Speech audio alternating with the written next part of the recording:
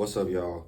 Today, we're going to break down how your credit score is made up. All 5 factors of your credit score, the difference between having a 300 credit score and an 850 perfect credit score. All right, so let's get started. First things first, understanding what the credit score ranges from. So it can range anywhere from 300 points, which is the lowest of the lowest, all the way to an 850 credit score. I know back in the day, they used to have a 900 credit score as the highest. And my grandpa used to say he had a 900 credit score. And I used to look at him like he's lying because it only goes to 850. But I did some research. Definitely back in the day, you used to be able to have a 900 credit score, and that used to be deemed as a perfect score. But now it's 850. Nonetheless, it's 550 points in total. So it's a bunch of things we're gonna break down, 5 different factors that get you to that perfect 550 points. Number 1, your payment history. Payment history is most important, definitely most important. It's 192.5 points of your whole credit score. So having one late payment can mess you up in a sense. So I know sometimes people fall on hard times, things happen, but you definitely want to always have good payment history because that's 35% of your credit score. So when you are in the credit world, when you have your credit cards and when you're doing stuff, so yes, sometimes you can get late payments removed, but they are also the hardest thing to get removed off of your credit report, besides like bankruptcies, of course. But getting a late payment removed is probably the hardest thing to get removed off your credit report. So like I say, if you can, make sure you're paying your bills. Don't be at the club, you know what I'm saying, kicking it, popping bottles, doing your thing, then you get back home, don't pay your credit card, and then you got a late payment on there. And it's gonna take at least like a year of on-time payments to eradicate the one late payment that you had. So you don't wanna set yourself back, especially if you're trying to buy a house, purchase a car, anything of that nature, any big move you're trying to make with your credit.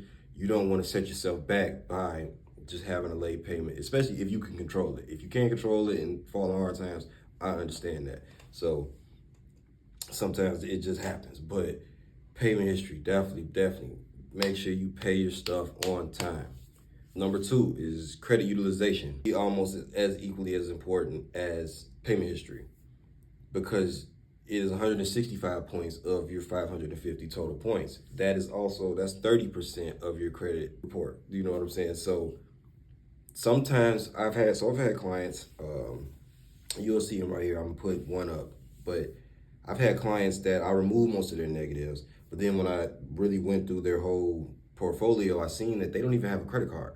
So your credit utilization is solely based off of your credit card utilization. So you need a credit card, and how you spend on your credit card is how they give you the points. So a perfect credit card utilization is under 10%. I know they say 30%. You don't want it to be reporting anything over 30%.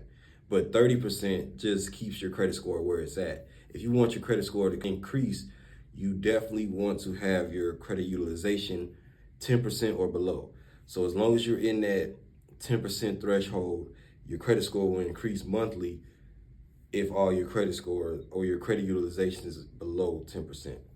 Like I say, 30% is fine, and that's what most people teach. But like I say, it'll just maintain your credit score where it's at instead of it increasing. And I'm pretty sure we all want it to increase and be at a perfect score. So I'm not saying you can't use your credit cards, but when it's time for the statement date or, you know, saying your due date, you want it to be reporting that you're using less than 10% or to 30%, you know, which we'll cover in another video. Next, we have age of credit history. So just a perfect ideal thing is about 7+ years.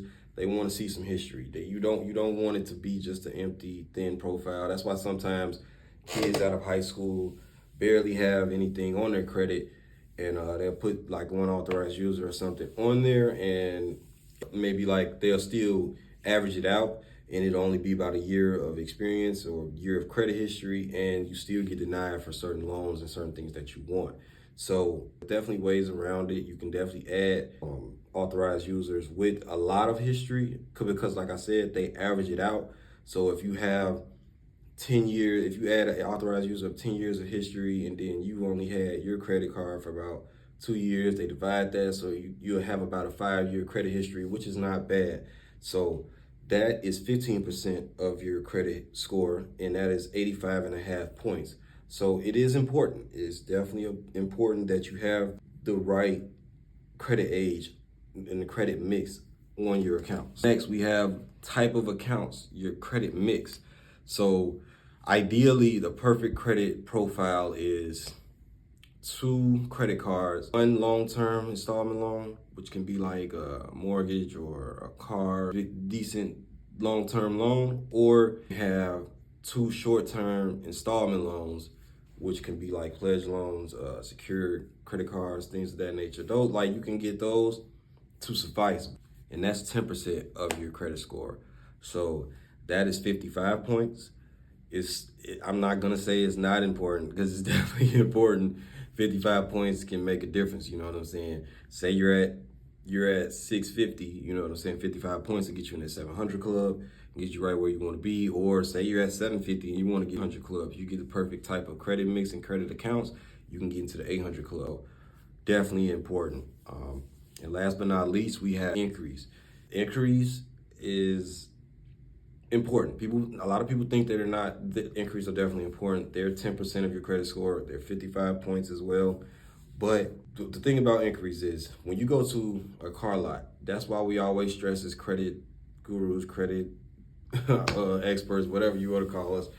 We always stress that don't let the dealership run your credit. You want to broker a deal with your bank, your credit union, before you even go into the dealership. Because when you're going into the dealership, they're just trying to get the deal done because they make a percentage of what happens when you close that deal. So they're going to run your credit a million times if they can to make sure that somebody accepts the loan and can get paid as well.